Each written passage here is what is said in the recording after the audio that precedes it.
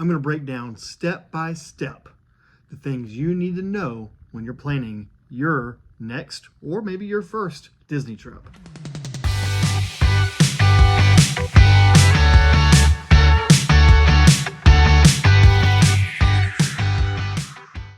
Disney's My Disney Experience app.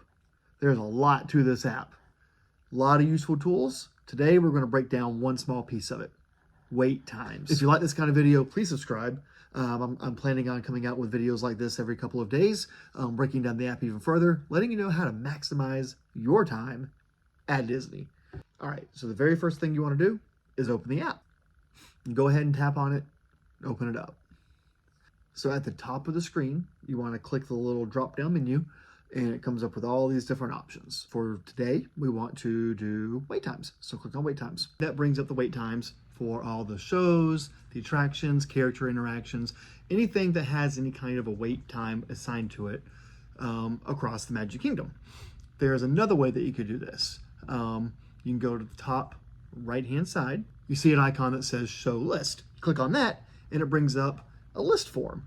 Now, it automatically defaults to every single attraction and every single show, every character interaction across all of Disney World. So you can break that down. You can go to the top left and hit the filter button, and then it brings up your different options that you have to filter it. You have all the different parks. So in today's example, we're using Magic Kingdom, so we'll go ahead and click Magic Kingdom.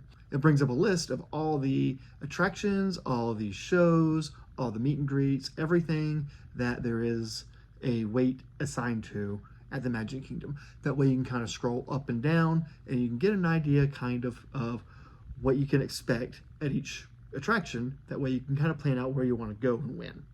Now, there's a really cool feature that is built into this app that a lot of people don't know about. So there's more to it than just the wait time. So when you click on the wait time for the attraction, it pops up with all this other information. Really cool information. You've got a chart that shows you throughout the course of the day how busy they expect that ride to be. So when you're trying to plan your day out, you can start kind of looking at where you're at in the park and looking at the different rides in that area or the different attractions in that area and seeing kind of how long the wait should be at any given point throughout the day. Because there's things that affect that, things like parades, things like, normal eating times. A lot of times it can be useful if you're stacking up Genie and stacking up your lightning lanes, which that's another whole topic that we'll get into. But if you're stacking those guys up and you've got an hour until your window opens up for, Seven Dwarfs, you can pull up the wait times app and be able to look and say, okay, at 2 o'clock, my lightning lane for Seven Dwarfs is coming up. It's noon right now. So let me kind of see like what the wait times are going to be for these other smaller rides and filler attractions, if you want to call them that. Another really cool function that's built into this app that a lot of people don't know about is the GPS function. Disney knows how long it's going to take to get from point A to point B when you're walking through the parks. So this is a very, very useful tool to be able to kind of plan out how long it should take you to get from point A to point B. And also, if you're not quite familiar with the parks, it's your first time, second time in the parks, and you just don't have it memorized yet, it's also a great tool to be able to just tell you how to get to where you're going. So let's just go ahead and look at that now. So we want to go to the People Mover, so we're going to click on that.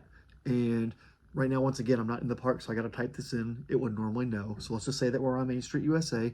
We're going to go ahead and type that in. It tells you exactly how to get there. It's got a blue line to show you exactly how to get to the People Mover, and it tells you how long it takes to get there.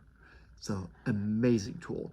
Now, where this tool really comes into play, say you are at your resort, or say it is 1 o'clock and you're wanting to park hop at 2 o'clock over to Hollywood Studios, and you think it might take 15-20 minutes to get there. Well, you're wrong. First off, it's going to take longer than that. Standing on Main Street, USA, and click on Galaxy's Edge and click on Rise of the Resistance, and it will tell you right here. It gives you your different options of how to get there: buses, monorail, Skyliner, which isn't an option. It's blacked out here because you can't get from Magic Kingdom to Hollywood Studios on the Skyliner.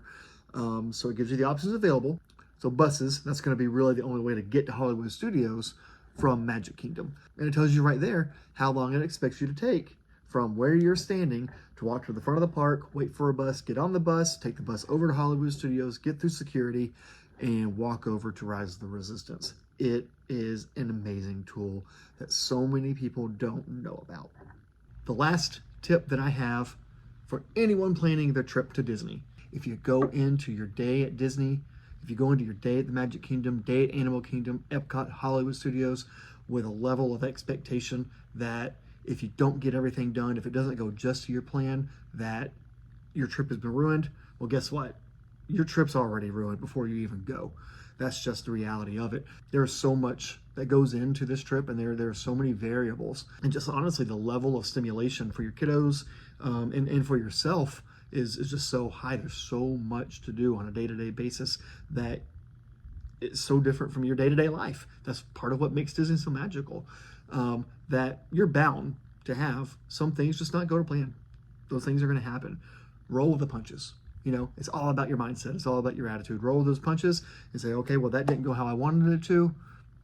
How can we regroup? How can we make this still be a magical day? If you have that mindset, I guarantee you will have the most magical trip you've ever had.